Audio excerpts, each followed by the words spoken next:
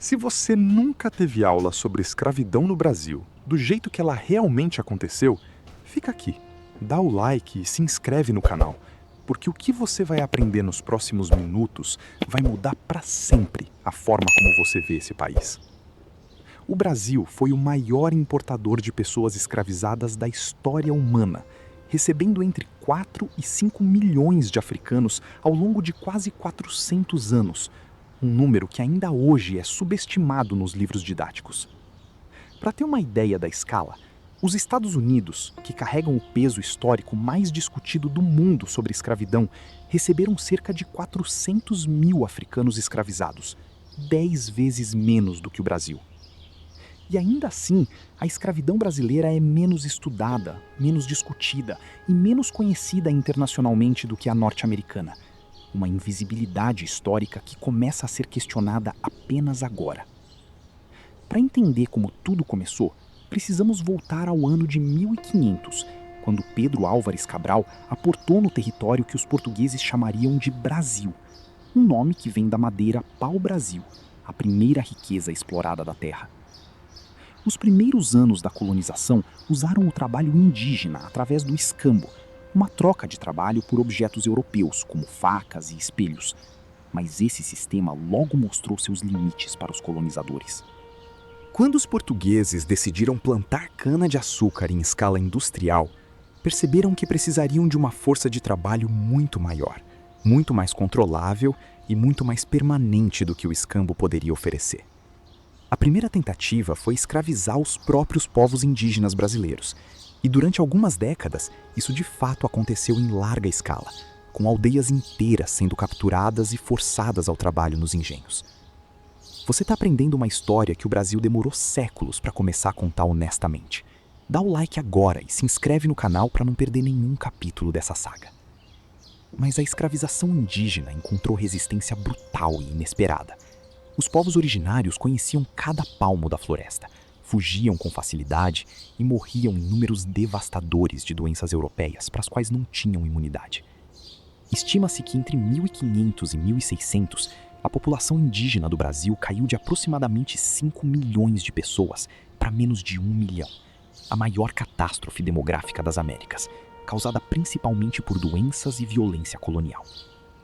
Foi então que os colonizadores portugueses voltaram os olhos para a África, um continente que já conheciam bem através do comércio e de onde já extraíam escravizados para outras colônias há décadas. O tráfico transatlântico de africanos escravizados para o Brasil começou oficialmente por volta de 1550 e não pararia por mais de 3 séculos, criando o maior fluxo forçado de seres humanos que a história do mundo já registrou. Os navios negreiros eram uma das mais horríveis invenções humanas. Embarcações adaptadas para transportar o maior número possível de pessoas no menor espaço possível, com total desprezo pela vida humana. As pessoas eram acorrentadas em posições que não permitiam movimento, com espaço inferior a meio metro de altura entre os andares improvisados, sem ventilação adequada, sem saneamento e com comida e água insuficientes para todos. A travessia do Atlântico, chamada pelos historiadores de Travessia do Meio, durava entre 30 e 90 dias, dependendo das condições do vento e da rota, e a mortalidade a bordo variava entre 10 e 40% das pessoas transportadas. Isso significa que entre 500 mil e 2 milhões de africanos morreram dentro dos navios negreiros antes mesmo de chegar ao Brasil, seus corpos jogados ao mar, sem qualquer registro ou memória. Essa história precisa ser contada e precisa ser ouvida. Dá o like agora para ajudar esse vídeo a chegar em mais pessoas e se inscreve no canal para continuar essa jornada. Os africanos trazidos ao Brasil não vieram de uma única nação ou cultura. Vieram de uma região vasta que se estende do Senegal ao norte até Angola ao sul, abrangendo dezenas de povos, línguas e civilizações distintas. Iorubás, Bantus, Ewes, Acãs, Haussás, Mandingas, Fons. Cada povo trouxe ao Brasil sua própria língua, sua religião, sua música, sua culinária, sua organização social e seu modo de entender o mundo.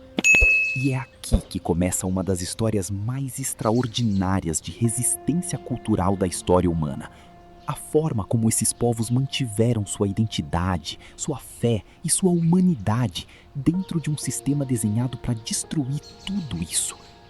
O primeiro porto de chegada da maioria dos africanos escravizados no Brasil era Salvador, na Bahia, que se tornou o maior mercado de escravizados das Américas e a cidade com maior população africana fora do continente africano.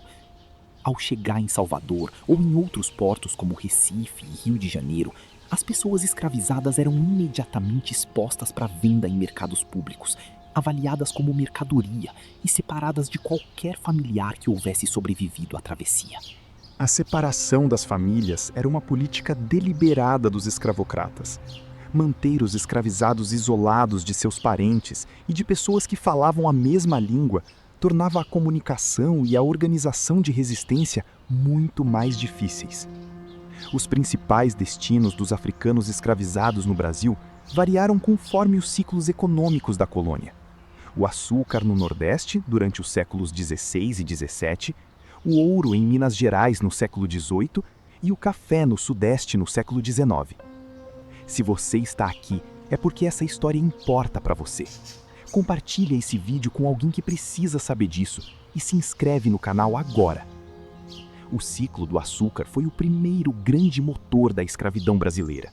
E os engenhos do Nordeste foram durante mais de um século as operações agroindustriais mais lucrativas do mundo, todas sustentadas por trabalho forçado. O trabalho nos engenhos era considerado por historiadores como um dos mais brutais formas de trabalho forçado da história. Jornadas de até 18 horas por dia, 7 dias por semana, em temperaturas extremas, ao lado de fornos e caldeiras. As feridas das máquinas de corte, as queimaduras das caldeiras e as doenças do trabalho exaustivo faziam com que a expectativa de vida média de um africano escravizado num engenho nordestino fosse de apenas 7 a 10 anos após a chegada. Isso significa que os proprietários de engenho calculavam friamente que era mais barato comprar novos africanos escravizados do que tratar adequadamente os que já possuíam. Uma lógica econômica de extermínio que definia toda a estrutura do sistema. As senzalas, os alojamentos onde os escravizados eram forçados a viver, eram estruturas mínimas, sem privacidade, sem conforto e sem qualquer consideração pela saúde ou dignidade das pessoas que nelas viviam. Mas seria um erro histórico grave imaginar que os africanos escravizados aceitaram passivamente esse sistema. Porque a história do Brasil escravocrata é também e principalmente a história de uma resistência constante, criativa e feroz. A resistência cotidiana assumia formas que os escravocratas frequentemente não conseguiam nem reconhecer como tal. Trabalhar mais devagar do que o possível, fingir não entender ordens, quebrar ferramentas, contaminar colheitas. Essa história de resistência é tão importante quanto a história do sofrimento. Dá o like agora e se inscreve no canal para que mais pessoas conheçam a força desse povo. Mas a forma mais radical e mais poderosa de resistência era a fuga. E os escravizados que conseguiam fugir com frequência fundavam comunidades independentes nas florestas e nas serras, chamadas de quilombos. O quilombo era muito mais do que um esconderijo. Era uma nação dentro da nação, com sua própria organização política, sua agricultura, seu comércio, suas práticas religiosas e sua estrutura social baseada na liberdade e na dignidade humana. O maior e mais famoso quilombo da história brasileira foi o Quilombo dos Palmares, que existiu por quase 100 anos nas serras de Pernambuco e Alagoas e chegou a ter uma população estimada entre 20 e 30 mil pessoas. Palmares foi um estado africano brasileiro independente que resistiu a pelo menos 40 expedições militares enviadas pelos portugueses e posteriormente pelos holandeses para destruí-lo durante quase um século de existência soberana. À frente de Palmares, por mais de 30 anos, estava Zumbi dos Palmares, nascido livre no Quilombo, capturado quando criança, educado por um padre português e depois fugido de volta para Palmares, onde se tornou o maior símbolo de resistência da história brasileira. Mas Palmares não foi o único quilombo. Existiram centenas, talvez milhares de quilombos espalhados por todo o território brasileiro, da Amazônia ao Rio Grande do Sul, cada um representando uma tentativa de construir liberdade dentro da escravidão. O século XVIII trouxe uma nova fase da escravidão brasileira com a descoberta de ouro e diamantes em Minas Gerais, e a corrida pelo mineral precioso transformou a região numa das maiores operações de mineração com trabalho forçado da história. Nas minas de Ouro Preto, Mariana e Diamantina, os africanos escravizados trabalhavam com água até os joelhos em rios modificados, peneirando cascalho em busca de pepitas de ouro que enriqueceriam a coroa portuguesa e os colonos brancos. O ouro de Minas Gerais financiou a construção das mais belas igrejas barrocas da América do Sul, obras de arte extraordinárias que hoje são patrimônio mundial da Unesco e que foram erguidas inteiramente pelo trabalho de pessoas escravizadas. E entre os africanos escravizados que trabalharam nas minas e nas construções de Minas Gerais, surgiu um dos maiores artistas do Brasil colonial, Antônio Francisco Lisboa, o Aleijadinho, filho de um arquiteto português com uma escravizada africana. O Aleijadinho, que perdeu os movimentos das mãos e dos pés em decorrência de uma doença, continuou esculpindo com o formão amarrado nos punhos, criando obras que estão entre as mais importantes da arte barroca mundial. A história da escravidão no Brasil é também a história de uma genialidade que sobreviveu a tudo que tentou destruí-la. Dá o like e se inscreve no canal para continuar conhecendo essa história. Enquanto o ouro transformava Minas Gerais, no Nordeste a escravidão continuava produzindo açúcar, e uma nova cultura resistente estava nascendo nas senzalas e nos terreiros, o candomblé, a mais importante religião de matriz africana do Brasil.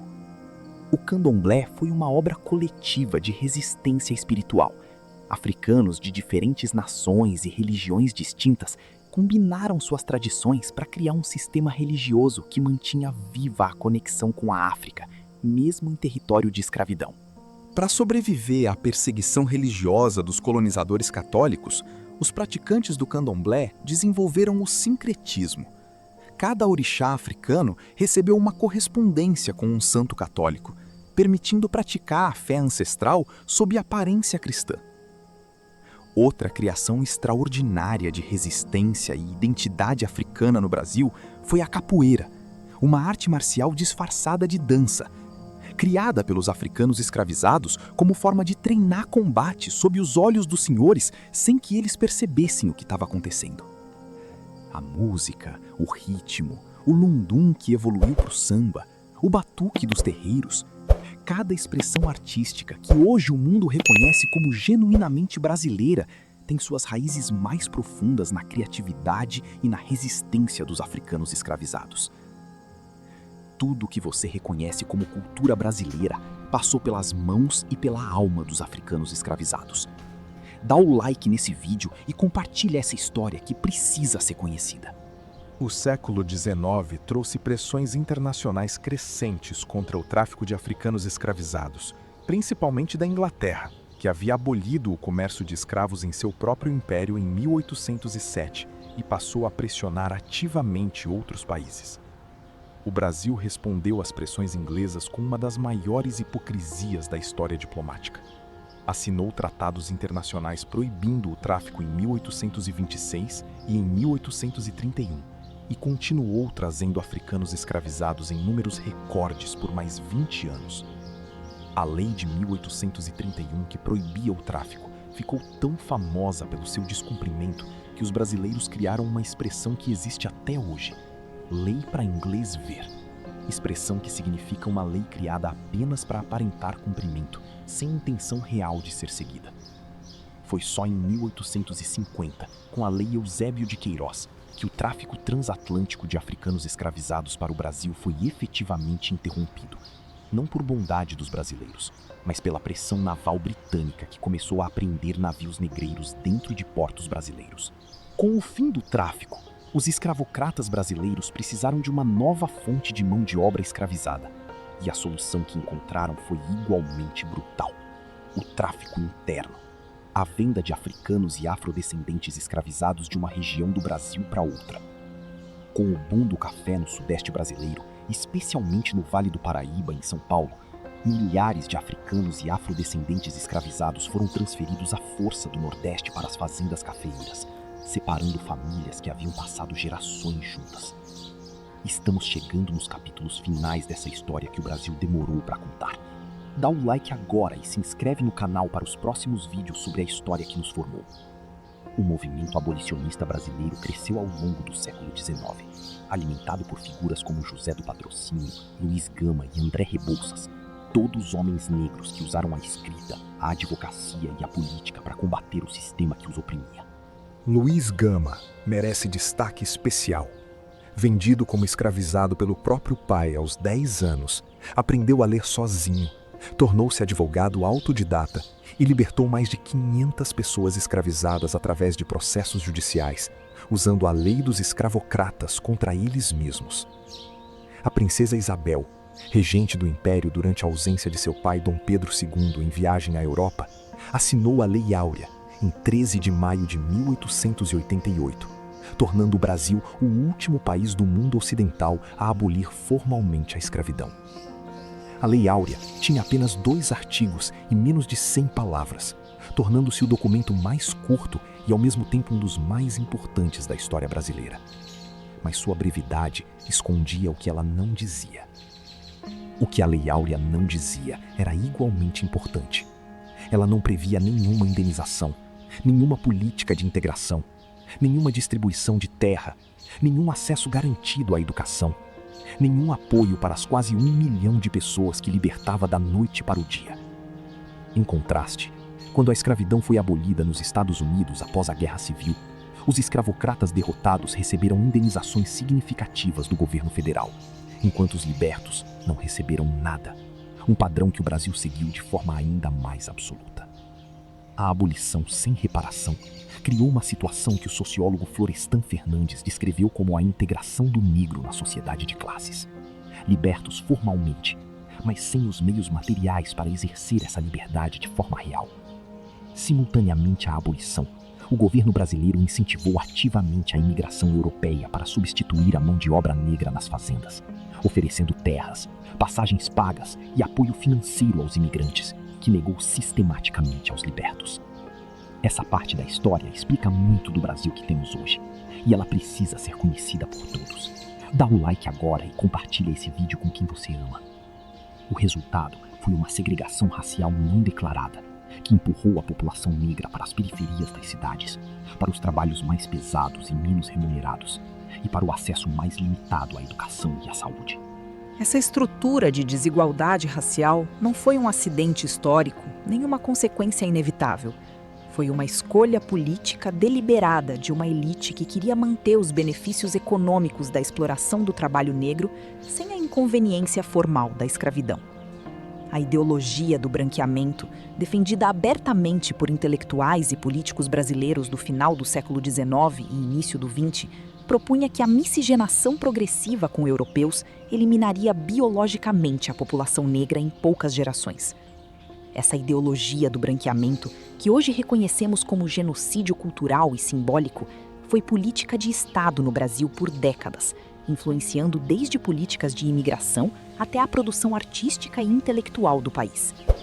Em resposta a essas políticas de apagamento, as comunidades negras brasileiras construíram estruturas próprias de resistência, preservação e celebração cultural que sobreviveram a séculos de tentativas de destruição.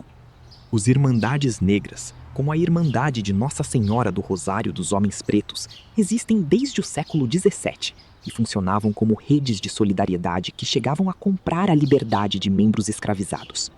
O samba, nascido nos terreiros e nas senzalas, foi criminalizado pelos primeiros códigos penais da República Brasileira, que proibiam a vadiagem e as práticas de feitiçaria, termos que, na prática, visavam as expressões culturais africanas.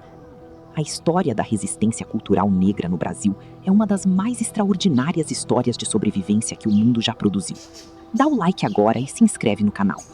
A Frente Negra Brasileira, fundada em 1931, foi a primeira grande organização política negra do Brasil, com mais de 20 mil membros em seu auge, lutando por direitos civis, acesso à educação e fim da discriminação racial. A Frente Negra foi dissolvida compulsoriamente em 1937 por Getúlio Vargas, quando ele instaurou o Estado Novo, uma ditadura que proibiu todos os partidos políticos, incluindo as organizações de luta pelos direitos da população negra. O Teatro Experimental do Negro, fundado por Abdias do Nascimento em 1944, foi outro marco da resistência cultural negra, usando a arte para afirmar a humanidade e a dignidade da população afrodescendente num país que sistematicamente as negava. O Movimento Negro Unificado, fundado em 1978, durante a ditadura militar, reunificou a luta pelos direitos da população negra num contexto de repressão política generalizada, e foi fundamental para incluir o tema do racismo na Constituição de 1988. A Constituição de 1988, a Constituição Cidadã, foi a primeira na história brasileira a criminalizar o racismo e a reconhecer os direitos das comunidades quilombolas sobre as terras que historicamente ocupavam. A luta pela igualdade racial no Brasil não terminou em 1888, ela continua até hoje. Dá o like nesse vídeo e compartilha para que mais pessoas entendam de onde viemos e para onde precisamos ir. As políticas de cotas raciais nas universidades públicas brasileiras, implementadas a partir dos anos 2000 e confirmadas pelo Supremo Tribunal Federal em 2012, são uma das mais importantes tentativas de reparação histórica já feitas no Brasil. Os dados mostram que as cotas funcionaram. A presença de estudantes negros nas universidades federais brasileiras aumentou de menos de 2% para mais de 20% em menos de 2 décadas. Uma transformação social sem precedentes na história do país. Mas a desigualdade racial no Brasil permanece profunda e documentada. A população negra ainda recebe em média 40% menos do que a população branca pelos mesmos trabalhos, vive em média 10 anos menos e é vítima de homicídio em uma proporção 3 vezes maior. Existem hoje no Brasil aproximadamente 3.000 comunidades quilombolas reconhecidas, descendentes diretos dos quilombos históricos, muitas delas ainda lutando pelo reconhecimento legal das terras que seus ancestrais conquistaram com a fuga e a resistência. A cultura afro-brasileira não é apenas um legado histórico. Ela é o coração pulsante da identidade brasileira contemporânea, presente na música, na culinária, na religiosidade, na literatura e na forma como o Brasil se apresenta ao mundo. O acarajé, a moqueca, o vatapá, o feijão preto, a feijoada. A culinária que define o Brasil para o mundo inteiro foi criada e desenvolvida pelas mãos dos africanos escravizados que adaptaram seus ingredientes e técnicas ancestrais ao que encontraram no Brasil. Tudo que o mundo ama no Brasil tem raízes africanas. Dá o like nesse vídeo que conta essa verdade e se inscreve no canal para não perder o que vem a seguir. A música brasileira, como o mundo conhece, do samba ao axé, do pagode ao funk carioca, do maracatu ao forró, tem suas raízes mais profundas nos ritmos, nas escalas musicais e nas práticas de percussão trazidas pelos africanos escravizados. O Carnaval brasileiro, a maior festa do mundo, é fundamentalmente uma criação africana, derivada dos cortejos e celebrações dos terreiros e das irmandades negras, que os africanos escravizados mantiveram vivos, mesmo sob a proibição dos colonizadores. A língua portuguesa falada no Brasil é diferente do português europeu em grande parte por influência africana. Palavras como samba, caçula, muvuca, miçanga, dendê, quilombo, cachaça e centenas de outras vieram das línguas africanas faladas no Brasil. E o jeitinho brasileiro, essa habilidade de encontrar soluções criativas dentro de sistemas que foram projetados para excluir, tem suas raízes mais profundas na necessidade de sobrevivência que os africanos escravizados desenvolveram ao longo de séculos. 400 anos de escravidão não definem apenas a tragédia. Eles definem também a extraordinária resiliência, criatividade e humanidade de um povo que construiu uma cultura inteira enquanto lutava para sobreviver a um sistema projetado para destruí-la. Entender a escravidão no Brasil não é um exercício de culpa histórica, é um exercício de lucidez. Porque não é possível entender o Brasil de hoje, suas desigualdades, suas forças, sua cultura, sua identidade, sem entender os 400 anos que o formaram.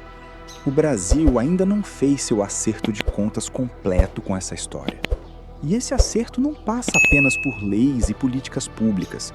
Passa por conhecer, contar e honrar a memória de cada pessoa que construiu esse país sob correntes.